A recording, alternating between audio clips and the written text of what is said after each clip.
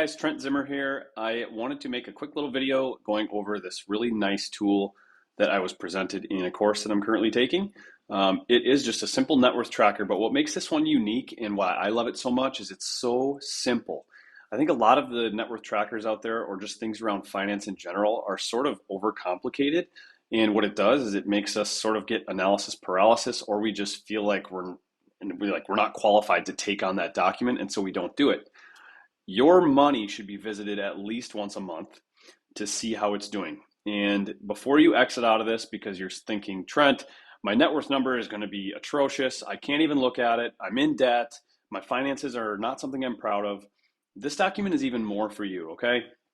And the best analogy that I've heard around this sort of thing is think about, I wear an Apple Watch. Maybe you wear some other sort of pedometer or a Fitbit. It probably isn't exactly accurate on our steps that we're taking, but what it will show is that I took more steps today than I did yesterday. And really, that's kind of all that we care about, right, is improvement. So while you might have a really poor net worth number today, or maybe it really hurts to look at that, if that number improves next month, you suddenly feel like you're improving and you're gaining momentum. And that's really what we're using this document for, okay? So a couple things to understand before we get into this, and that is the difference between an asset and a liability. Some people will tell you, and I'm actually a fan of Robert Kiyosaki, that assets put money in your pocket, liabilities take money out. Okay, I have one disagreement with that, and that's that Robert says you should not use your homestead as an asset because it costs you money, it's not making you money. The reason why I don't love that is because I have a ton of equity in my home, and we use that equity by way of a home equity line of credit to create additional wealth. I think that you should be able to count the equity you have in your home. It's equity that you've worked for, and it is wealth. It's money that can be used, so it should be accounted for. But if you don't want to include it, that's fine too, you guys. Just eliminate it off here, or just keep it in liabilities and don't put it on the top. But that's up to you. So let's talk about another big one, right? Our cars. Cars are a depreciating asset, generally speaking. Are there some cars that have gone up in value? Yes, of course, but it's not common, okay? So let's just say you have a car that's worth $30,000. And I'm actually going to go in here and I'm going to take out property A, and I'm just going to put, like, let's say you have a Silverado. Okay, your Silverado is worth $30,000 today. You looked it up on Kelley Blue Book. And the loan that you have on that Silverado has a balance of $28,000. You have a net worth of $2,000 because you have that equity. So I'm going to change this line to match above. Perfect. So let's say in your bank account, you've got $25,000. Awesome. You've got some liquidity. Depending on what your monthly expenses are, that number should be higher or lower. Personally, and a lot of the people that I follow think that you should have about 6 months of living expenses saved up in an account for worst case scenario. Now, if you're a W-2 employee, that number could look a little bit different. For me as a business owner, 6 to 9 months is kind of where I feel I'm safe. If I don't sell another house or any of our businesses don't perform, I can go 6 to 9 months and be just fine. Anything beyond that, and I'm going to be bartending at the local restaurants. So, and we want to avoid that. Nothing against bartenders, by the way, I used to be one. And so let's go to personal property, okay? It says car/scooter on here. I'm not going to put that sort of stuff in here, but what I would consider personal property would be things like jewelry. If you have a lot of guns, right? You have a safe full of guns and it's worth $10,000. You have a diamond ring on your finger from your wonderful husband or wife, and that thing is worth $5,000, right? Let's add this all up. Think about, if you have some high-end furniture, or you've got an artwork collection, or whatever, personal property, put a value on it, but I like to be conservative. So let's just say you have a personal property value of, $20,000, and that includes all the furniture in your house, your jewelry, your gun collection, your Air Jordan collection, that sort of stuff. You got a net worth of $47,000, okay? I'm not going to go into any more depth on bank account stuff because I think that's pretty straightforward. We're just going to assume that this person has 25 grand in their bank account. Let's put for E-Trade, let's just put like retirement. Okay, we're just going to bunch this. And what I recommend doing with this document is go in here and add lines for every asset that you have. Maybe you have rental properties, you have a Roth, you have a 401k, you have a 529 plan for your kids, you have all these different things. I want you to put every line in there and create a number so that it's going to give you accurate information on the bottom. But let's just say this person in their retirement account has, $15,000. Okay, I'm just pulling these numbers out of the air. So that's all they've got, right? They've got $90,000 in total assets, including their car, retirement account, their checking account, random personal property such as furniture, jewelry, that sort of thing. But now we need to go down to your liabilities, okay? So let's say we've got some school loans. All right, we went to the University of St. Thomas, and we have $100K in student debt that needs to be paid back. Okay. We've got a car loan, which I already put down here on your Silverado. Okay, so I'm just going to leave this blank. And if you want to change the name of this so it's something else, go for it. You can switch these all out, but just keep in mind that lines 29, 30, and 31 speak with lines 13, 14, and 15 because they're all related to property. So one minuses the other. But let's just go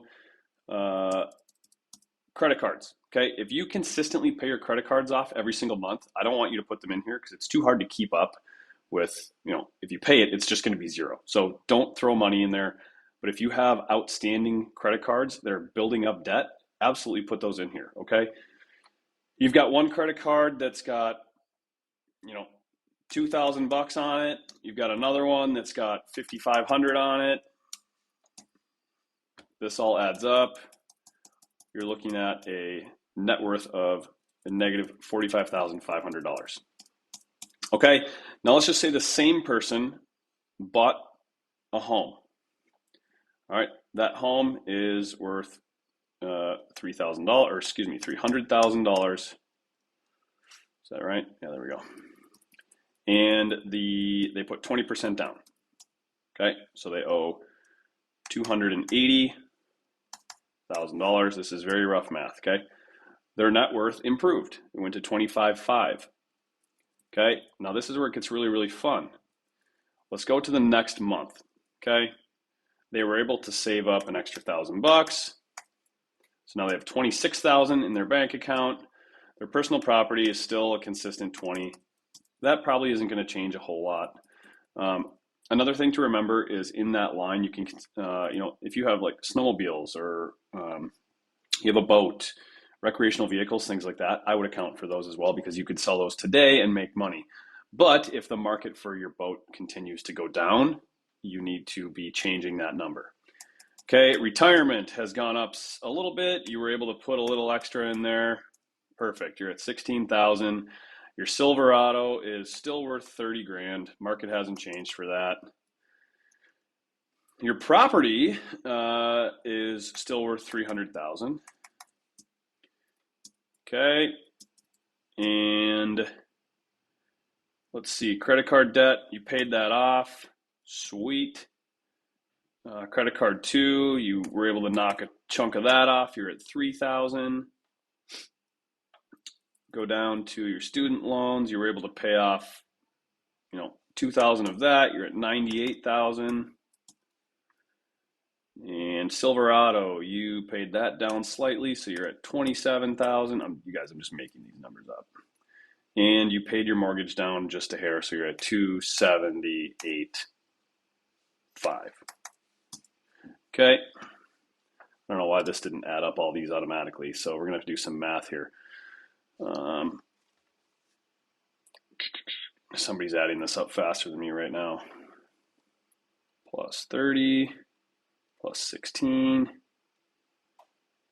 plus 20, plus 26, 392. There we go.